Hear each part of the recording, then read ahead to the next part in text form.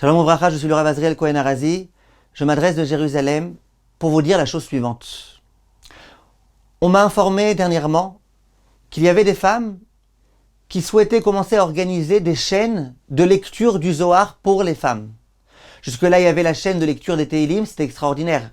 Il y avait des chaînes de loi de la Lashon Hara, c'était extraordinaire. Maintenant, on veut inventer une nouvelle forme de chaîne.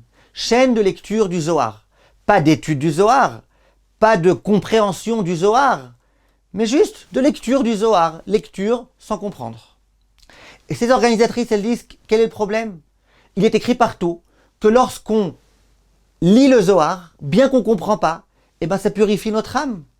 Et écrit aussi que de faire de la Kabbalah, ça approche la venue du Mashiach. Donc pourquoi pas? Pourquoi les femmes ne prendraient pas une part dans cette chose-là? On m'a posé la question ce que j'en pense. Alors d'abord, j'aimerais vous dire, mes chers amis, il y a deux choses. Il y a la question à titre individuel. Une personne, une femme qui me poserait la question.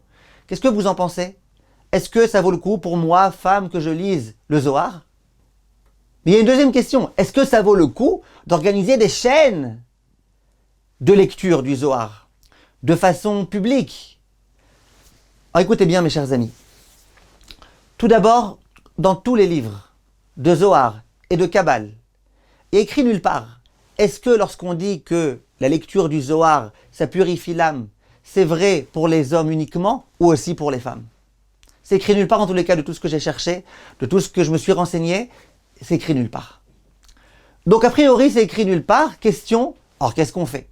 Ça vaut le coup, ça vaut pas le coup, qu'est-ce qu'on recommande de faire?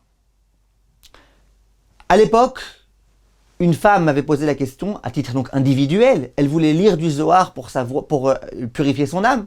J'avais interrogé le Rav Asher Weiss. Il m'avait dit, moi je suis pas pour. Moi je suis pas pour que les femmes elles lisent du Zohar. J'ai interrogé le petit-fils du Baba Saleh, le Rav Blickstein, un ami à moi. Et il m'a dit, on n'a jamais vu chez le Baba Saleh, chez la famille, on n'a jamais vu que les femmes, elles lisaient le Zohar à Kadosh. J'ai interrogé le Rav Sofer, petit-fils du Kaf HaChaim. Un Rav qui est super compétent en Kabbale. C'est un Rosh Kollel de Kabbalah. Il donne des cours de Kabbale tous les jours. Des cours d'un très très haut niveau. Je lui ai demandé qu'est-ce qu'il en pense. Il m'a fait une grimace. Il m'a dit, mais on n'a jamais vu ça nulle part. Nos mamans, elles lisaient pas le Zohar. Et nos femmes, elles lisent pas le Zohar. Et on n'a jamais vu que les femmes, elles lisaient le Zohar. J'ai posé la question à mon maître, le Rav Moshe Sternbourg. J'ai posé la question en passant par son fils, Rav Chaim Ozer, qui est un ami à moi, qui se trouve tous les soirs auprès de son père, et qui lui pose des questions quand j'ai des questions à poser. Je lui ai dit, qu'est-ce que votre père il en pense?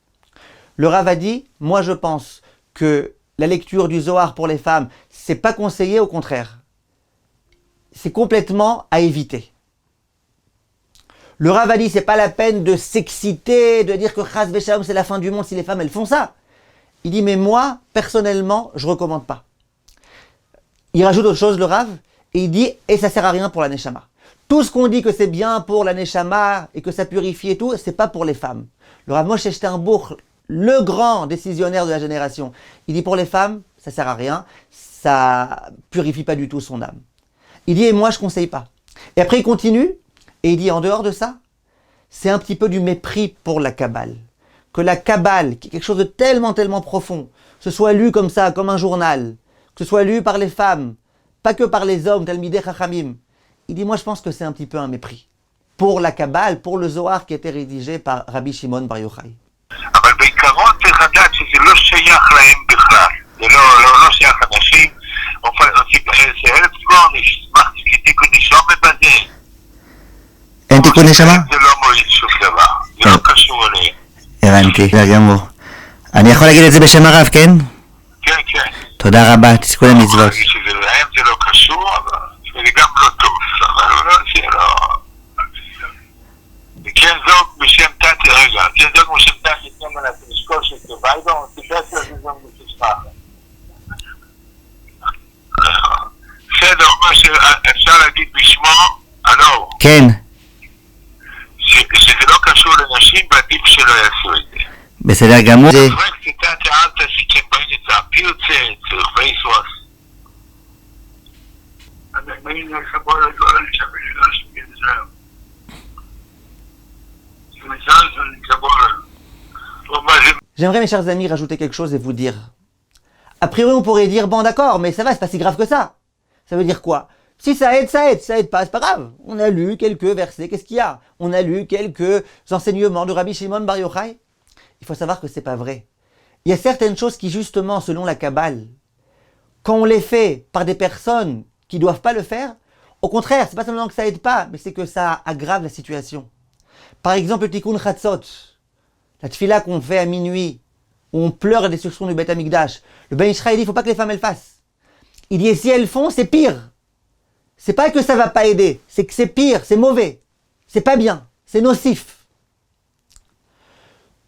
Donc, c'est pas à chaque fois qu'il y a une mitzvah que tu peux dire qu'est-ce qu'on a à perdre. Par exemple, la Sfirat HaOmer. Chez les Ashkenaziyot, il y a des femmes qui font. Chez les Sfaradiyot, on ne fait pas la Sfirat HaOmer. Pas simplement parce qu'on ne veut pas réciter une bracha sur une mitzvah dont on est dispensé, mais il est écrit dans la Kabbale que la Sfirat HaOmer, ça ne concerne pas les femmes. C'est aucun rapport avec les femmes. Les femmes, elles n'ont rien à faire avec ça. Donc là, à nouveau, de dire, c'est pas grave, on n'a rien à perdre. Si, on a à perdre. Surtout qu'on a perdu du temps précieux. Parce qu'à la place de ça, on aurait pu lire les Tehillim. Combien c'est précieux les Tehillim des femmes? On aurait pu faire des Ilchot Lashon Hara. On aurait pu faire tellement de belles choses et de grandes choses. Ça, c'est à titre individuel. Le Rav Ben Sion Moutsafi, lui aussi, a dit explicitement que les femmes, faut pas qu'elles lisent le Zohar, que non seulement c'est pas bien, mais qu'en plus c'est même complètement déconseillé. J'ai interrogé aussi le fils du Rav Mordechai Eliaou, qui était un grand kabbaliste. Est-ce que son père il recommandait aux femmes de lire? Est-ce que par exemple la rabbinite Eliaou, elle lisait le Zohar? Il m'a dit que non, on n'a jamais vu ça, jamais. Mais quand on vient réfléchir à titre collectif, j'aimerais vous dire, mes chers amis, et là, je vous demande de bien écouter. Nous vivons dans une génération dans laquelle il y a énormément de barrières qui jusque-là étaient claires et qui sont détruites. Les gens, ils outrepassent sans arrêt les barrières. Ce qu'on appelle en hébreu une pirtsa. Regardez ce qui se passe avec les femmes du kotel. Regardez ce qui se passe dans plein d'endroits. Et il y a cette espèce d'intention de dire les hommes comme les femmes comme les hommes. Pourquoi il y aurait des différences? C'est d'ailleurs ce qu'il m'a dit le petit-fils du Baba Saleh. Il m'a dit, à mon avis, tout ça, ça provient d'une envie d'être pareil. Pourquoi que eux et pas nous? Aujourd'hui, il y a des endroits où les femmes, elles étudient la Gemara. Bien sûr, évidemment. Ce que je veux vous dire, c'est que il faut toujours, quand on réfléchit à une telle question, réfléchir aux conséquences qu'il y aura dans 10 ans, dans 20 ans, dans 30 ans, dans 40 ans. Aujourd'hui, les femmes, elles commencent à lire le Zohar. Peut-être que dans 10 ans, à cause de ça, il va y avoir des professeurs, des femmes professeurs en Zohar. Et qu'il va y avoir des babas femmes qui vont commencer à donner des brachot. Allez savoir jusqu'où ça peut aller, toute cette histoire-là. Personnellement, et ce qui se passe dans le monde orthodoxe en Israël, c'est qu'on essaye à tout prix d'éviter de faire des nouvelles choses, des choses qu'on n'a jamais fait, qu'on n'a jamais entendues nulle part. Dans le monde orthodoxe en Israël, on n'a jamais entendu parler de chaîne de lecture du Zohar. Et à mon avis, à mon humble avis, il faut essayer d'éviter cette chose-là. Plus que ça, le Rav Tzadka, il est rapporté dans le livre Vezot Liouda que la grand-mère du Rav Tzadka, elle lisait le Zohar. Et que ça lui arrivait de lire du Zohar et qu'elle organisait même un sioum quand elle avait fini. J'interrogeais le Rav, et vous allez entendre l'enregistrement de ce qu'on arrive à entendre. J'ai demandé au Rav, Kvod Rav, qu'est-ce que vous dites? Il y a des femmes qui veulent organiser. Je vous dis en 2 mots ce que le Rav a dit. D'abord, vous entendez à sa voix qu'il était énervé. Il a dit, je comprends pas. C'est les femmes qui ont demandé d'organiser ça. Depuis quand maintenant nos rabbanim, c'est les femmes? Quoi, c'est une femme qui va donner cette idée-là? Il dit, ma pitom, ça n'existe pas. C'est nos rabbanim qui doivent nous dire quoi faire. Il dit, les femmes, elles peuvent faire plein de choses, elles peuvent lire les Tehillim. Il dit, mais si maintenant, les femmes elles-mêmes, elles commencent à décider ce genre de choses qu'on n'a jamais vues, où est-ce qu'on va aller? Bref, tout ce que je vous ai dit, le Rav, il l'a dit lui aussi. Je lui ai dit, mais il paraît que votre grand-mère, elle lisait le Zohar. Il dit, mais quel rapport? Ma grand-mère, c'était pas les femmes d'aujourd'hui. Ma grand-mère, c'était une femme très très tzadika. Elle a grandi auprès du Ben Ishraï. Elle-même, elle connaissait énormément de halakha. C'est autre chose. Donc le Rav, il était complètement contre.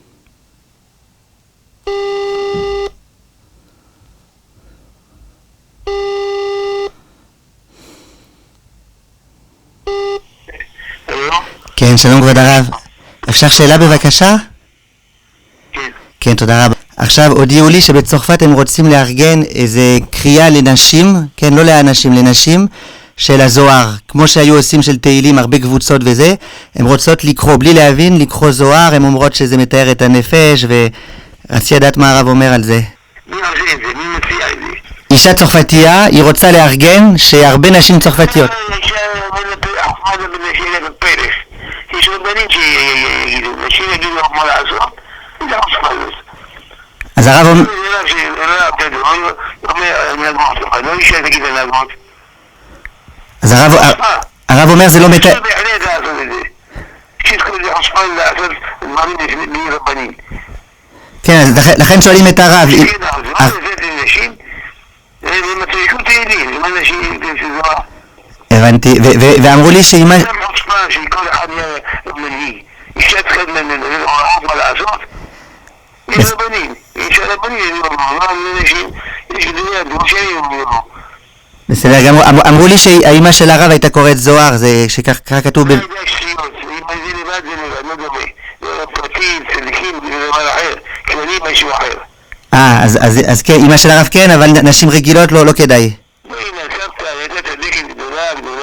כן. זה משהו אחר, זה לא דוח שלנו, זה בסוף חיים, זה משהו אחר. אנחנו לא סתם נשים של היום.